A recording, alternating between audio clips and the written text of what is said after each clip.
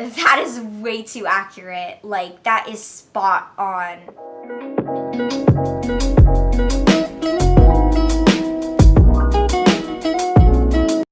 It's Perry Rebecca, and I'm back here with another video.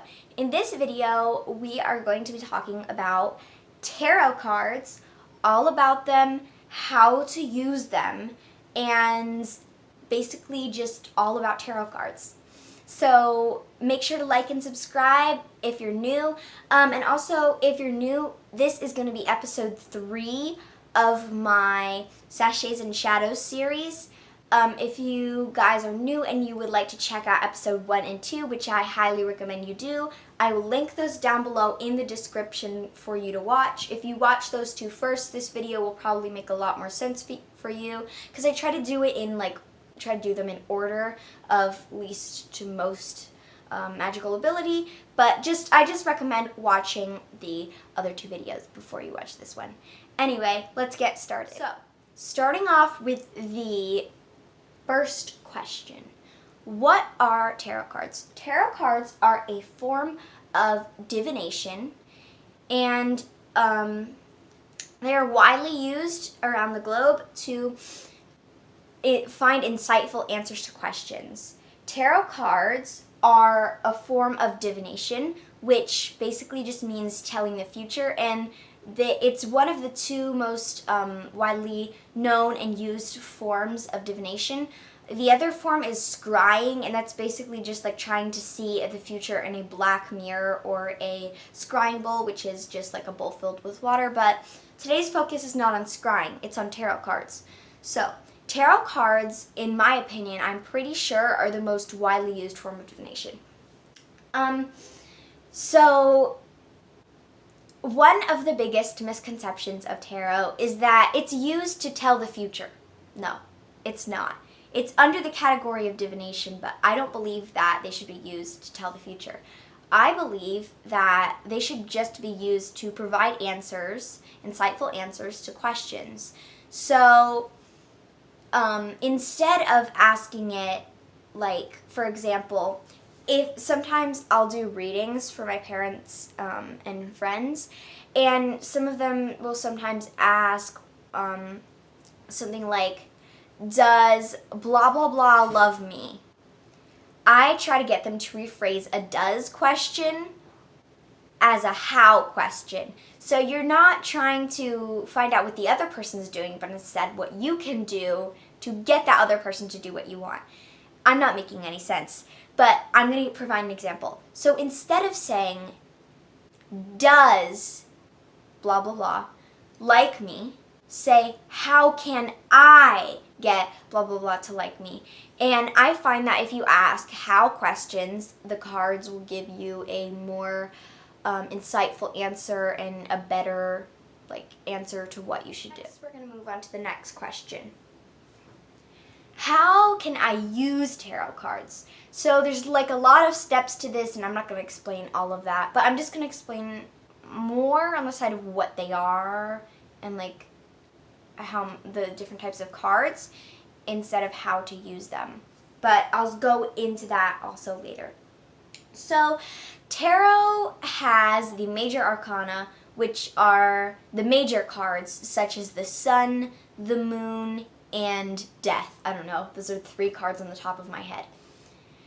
And then they also have minor arcana, which come in 4 suits: pentacles, cups, wands, and swords. So you have those, and then you also have court cards, which I believe are things like knights, queens, and pages of the 4 court cards, the houses of the court cards. So they'll be like Knight of Pentacles, Mage of Wands, I think that's a card, Queen of Swords, and stuff like that, King of Swords, all that stuff. So you have that. And now we're going to talk about kind of more on the side of how do I use them. So I do tarot. So basically I spread them out and then I basically just meditate and get a peace, calming state of mind.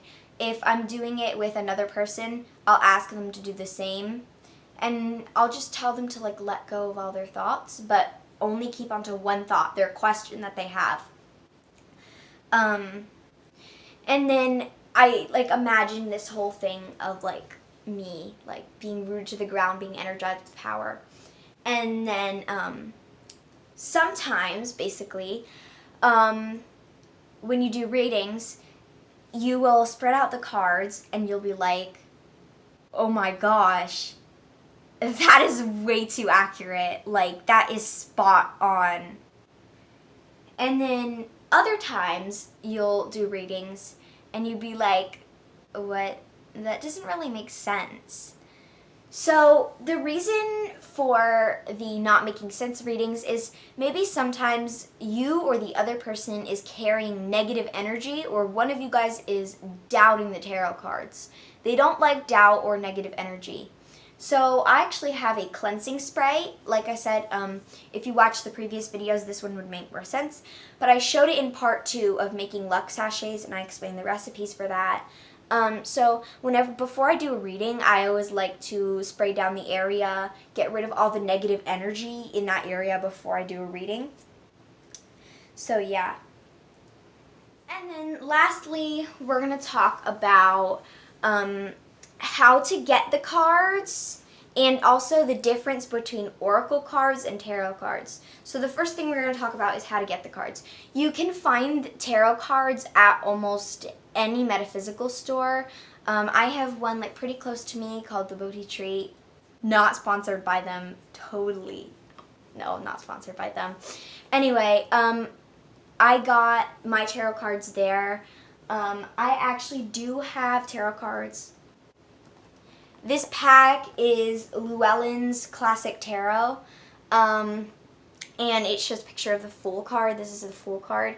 And then on the back, it has 3 known cards: Strength, the High Priestess, and the Hanged Man. And then on the sides, it also has other cards. But inside this box, this is the one I got at my metaphysical store. Oh my gosh. And I think it's really nice. It has, here, I'll show you guys. I'm not actually going to get my cards out because I don't feel like doing that. It has this book, which actually features on, this card is the 9 of Pentacles. So this book is really thick.